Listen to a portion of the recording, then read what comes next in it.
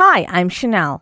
Children's champion Kerry Sharpe has released a report on children leaving care and respite care, among other issues she's found. Listen to her full interview here. So when I sat down to write my report, I was looking at all aspects of children on the island and children who are in care. And there were a lot of areas where I felt there needs to be improvement. But for the purposes of this report, which I laid before Tynwald in July, I decided to concentrate completely on accommodation. So that is the bricks and mortar, the buildings that we need for children who are in care and care leavers. And just look at that, because that in itself is a really big topic. And I think, to me, it is the biggest topic that we need to sort out at the moment. Right. Now, what were some of your findings or some of your recommendations? Well, for me, I think as an outsider looking in, so I'm not a children's professional at all. So as an outsider looking in, what strikes me as a real problem is the fact, firstly, that we don't have enough foster carers, which means that young people are going into residential homes even when they have foster care in their care plans. And also that when they are in residential care, we don't have enough residential care homes. So the care homes are at maximum capacity. And that means that there isn't enough choice there as to where children coming into the system can be placed.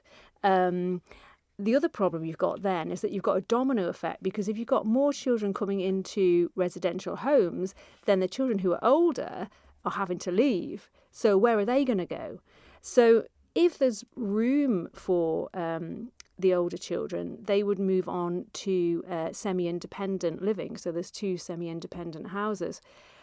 But I don't think that children are old enough to be moving on to semi-independent living when we move them on. So they can be as young as 16, which means that in order to prepare to move on, they have to start preparing when they're 15 to move on.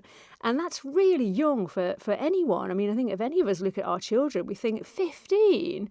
Okay, so if you're 15, in a year's time, you're going to be signing on for benefits, paying for your own food, your own toiletries, your own clothing. That is really young. It's too young. So one of my recommendations is that children should be able to stay in care until their early 20s. And also that when they do leave care, aftercare support should be provided way into their 20s, because a lot of these children are not as emotionally secure as their peers, just because they've lived without their parents for whatever reason for so long. Right. Now, so you say you think they should only be moved after their 20s, and there's another area that's doing this and you're taking examples from them? Well, in Scotland, for example, the age for leaving care is 21, and I believe it's been 21 since 2015. And aftercare in Scotland certainly lasts until a young adult is 26, which I think is a lot more realistic. Because if we can give our young people who are leaving care the very best support early on, then they stand a far better chance in the future, because we know from a lot of reports that have come out that children leaving care have lower outcomes overall than their peers. And you've also spoken to experts in the field to kind of back up your evidence, or to provide evidence. In terms of children leaving care early on, or at least children moving on to...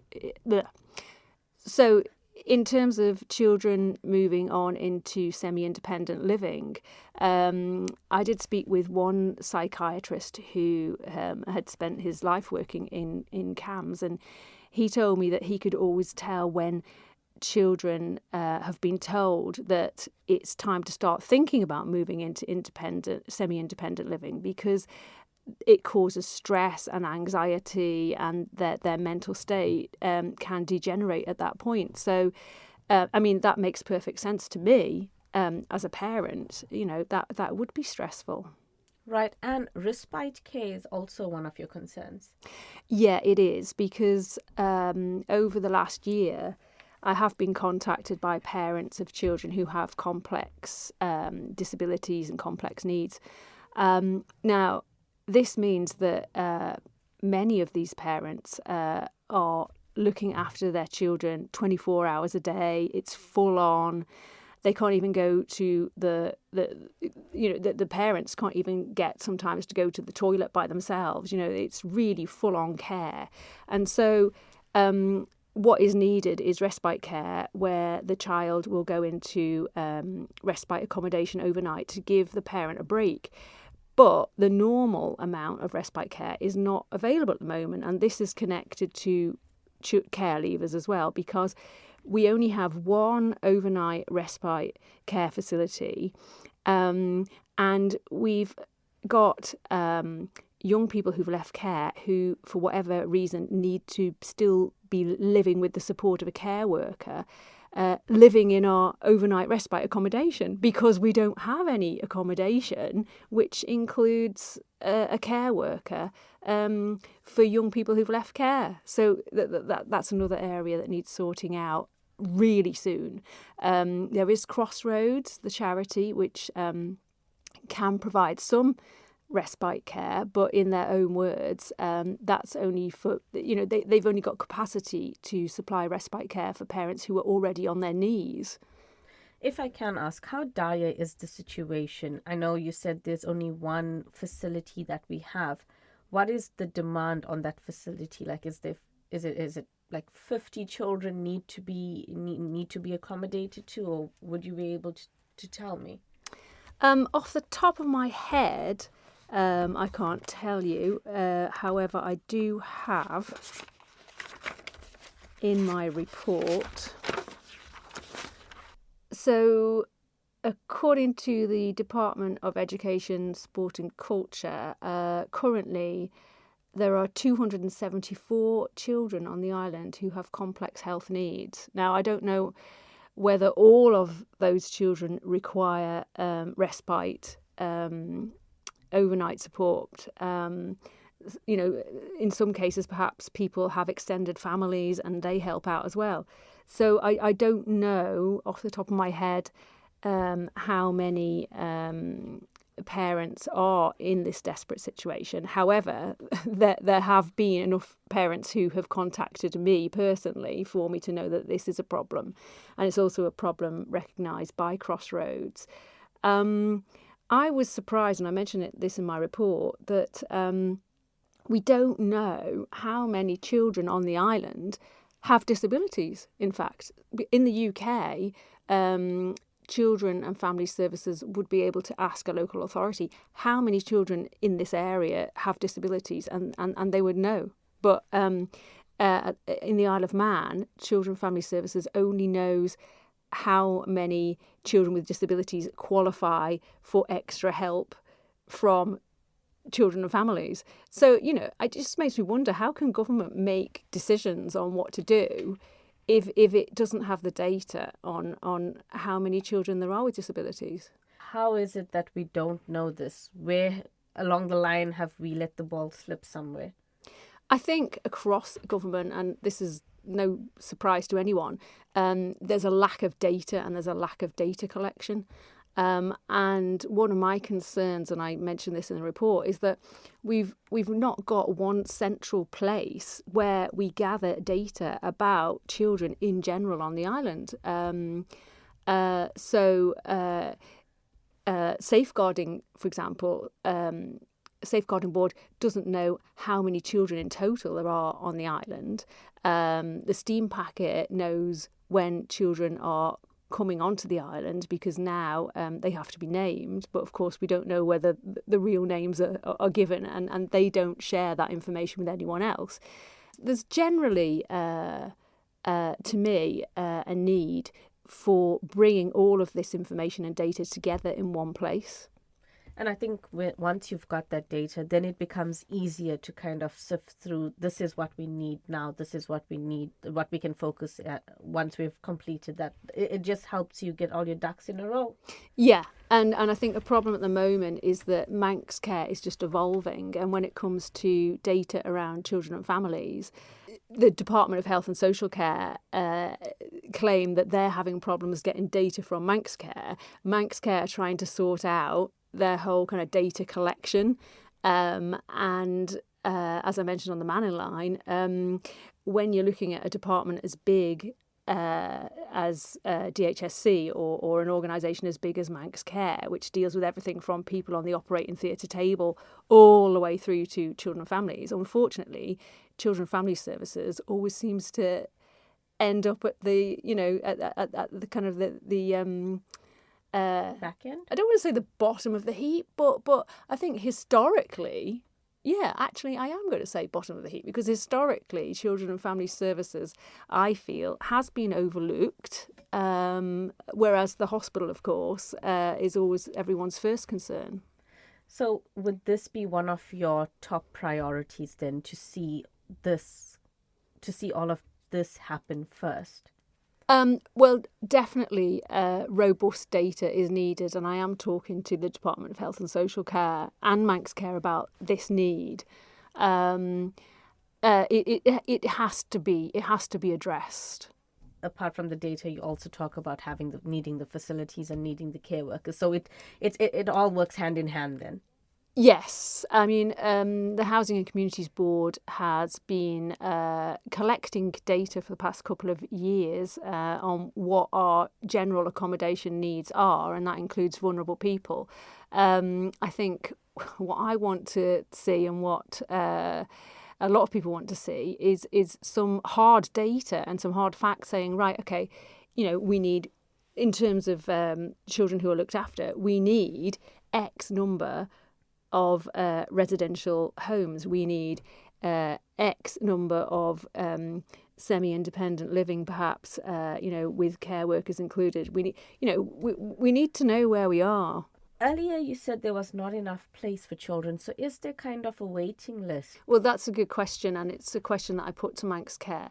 And they have absolutely assured me that if a child needs to come into care, then the child will come into care. There's no question of there being a waiting list for children who desperately need to come into care. Somehow, that need is addressed. Right. And how has the feedback been on your report? How has it been received? I think it's fair to say when I submitted the draft of this report back in May, June to government, I think it ruffled a few feathers. But I stand by everything that's in that report. I think that the recommendations I've made are completely sensible in terms of, I think that any right-minded person on the street would agree. I will be submitting the report for debate in November, Tynwald, because there's an Ofsted report which is coming out fairly soon, I believe, and I think it makes sense for government to be able to address that at the same time as my report. So I'll wait for feedback from Tynwald members in November when I present my recommendations. If I can ask, and you can tell me if you can answer this, do you believe that your report or the Ofsted report would kind of reflect what's in your report as well?